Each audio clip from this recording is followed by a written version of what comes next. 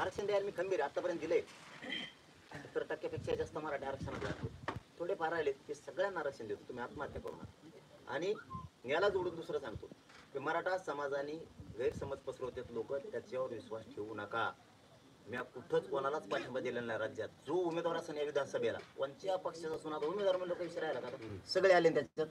कोणताही उमेदवार असो कोणालाही पाठिंबा दिलेला नाही. दुसरं, मी या राज्यातल्या मतदारसंघात कुठंही माणूस माझा जवळचा नाही लांबचा नाही पाठविलेलाच नाही. कुठंच पाठविलेला नाही. आदेश घेऊन नाही ना, माहिती घेऊन नाही ना, काय नाही. तुम्ही त्याला हानमार करू नका. आला तर फक्त मला फोन लावा त्याच्यापासून. हे सगळं खोटं आहे. मला वाटतं मी सगळ्या राज्यातल्या दुकानदाऱ्या बंद केल्या चोट्ट्या यायच्या.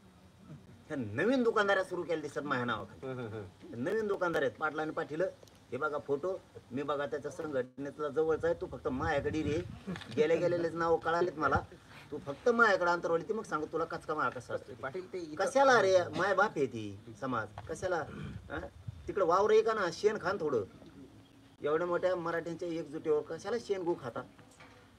कष्ट करा ना कचाकच. कशाला त्या गोरगरीब मराठ्यांची एकजूट झाली त्याच्या जीवावर कोणाला तरी आमदार व्हायसाठी निवडून यायसाठी कशाला माझ्या जातीला डाग लावता.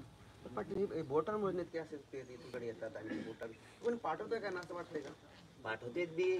यांना सवय असते काही काहीला दुकानं लय जणांचे बंद केलेत मी. माझ्यावर लय जळत येत. तुम्हाला काय माहित दादा, लय जळत येत. लय जणांची कुलपं लावलेत मी, दुकानात बंद केली. मराठ्याच्या जीवावर ही पायदास मोठी होती. स्वतः संसार मोठा करायचा मराठ्याच्या जीवावर. असल्या घाण पायदाशी असतात काही समाजाच्या जीवावरती मोठं होणार आहे. सगळे दुकानं कुलपं लावून टाकले मी, याचं कार्यक्रम म्हणून टाकला. मग आता येईन माझ्याच नाव खाली दुकान सुरू केले. तर पाटलांना पाटील देत असतील 10-5 रुपये. जरंगे पाटलाच्या टीममधला जरंगे पाटलांना आमक्याला मतदान करायचं सांगितलं, असं सांगितलं ना, आणि ज्यांनी पैसे दिले ना त्याला मला पैसे मागे घे, तुकडे वाया जातील. त्याच्याकडून पैसे मागे घे, त्याला गोड बोलून घेणे, त्याच्या घरी जाऊन बस पैसे दे मला मागे. तो काही खरं नाही. काय पाटला कोण आलं तर तू त्याच्या थोबडीत नका देऊ म्हणलो होतो, पण नका देऊ. तोंडात त्याचा असा अपमान करा आणि मला एक फोन लावा, मग त्याला दाखवू. नसतं त्याचा व्हिडिओ बनवा आणि आम्हाला टाका, आम्ही त्याला दाखवतो. फक्त कोणी त्याला काही मारहाण काही करू नका. अपमान जरी केला त्याचा तरी त्याच्या आईबापाची सगळे चव घातले म्हणायचे. शेवटी बरोबर प्रश्न पाटील म्हणजे पुढची दिशा आणि आता म्हणजे पुन्हा जो लोकसभेत जो पाहिला होता तो जरंगे फॅक्टर हा मोठ्या प्रमाणात मराठवाड्यात पाहायला मिळाला होता. त्याच पद्धतीने जर पाहिलं तर ह्यावेळेस विधानसभेत सुद्धा जरंगे फॅक्टर पाहायला मिळेल का. मैदानातच नाही करेक्ट काढले. इथं सांगितलं बाबा मराठ्यांना की बाबा एकदा फक्त शेतकऱ्यांनी डोळ्यासमोर तुमचे चिखलात भरलेले पाय लक्षात आणा. तुमच्या अंगावरती फाटलेले कपडे आठवणीत आणा. तुमच्यावर असलेलं कर्ज, तुमच्या मालाला भाव नसणारा फक्त मतदान केंद्रावर जाताना एकदा डोळ्यापुढे आणा. भावनिक होऊ नका. तुम्हाला किती कष्ट करून तुमचे पोरं शिकवावं लागते आणि ते पोरग तुमच्या पुढं कोणाच तरी प्रचार करीत गेलं तर ते नोकरीला लागायला पाहिजे होती.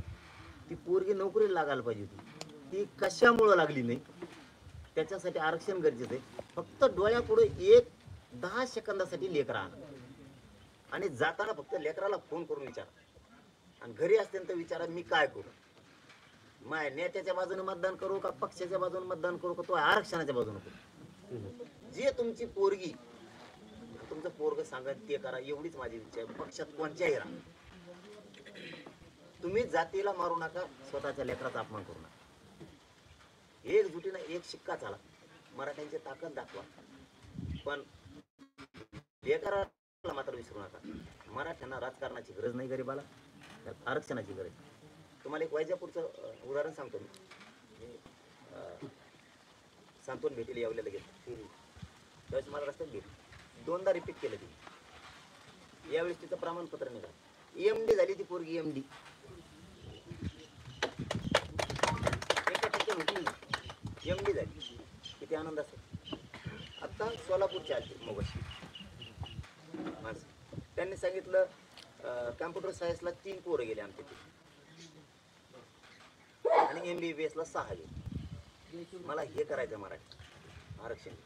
मराठ्यांचे पोरं मला अधिकारी झालेले बघायचे, पोलीसमध्ये गेलेले बघायचे, महसूलमध्ये तहसीलदार कलेक्टर हे झालेले बघायचे. त्यासाठी आरक्षण महत्त्वाचं. पण आपल्या मनाने जे करायचे ते करा. तर मुलाला एकदा विचार.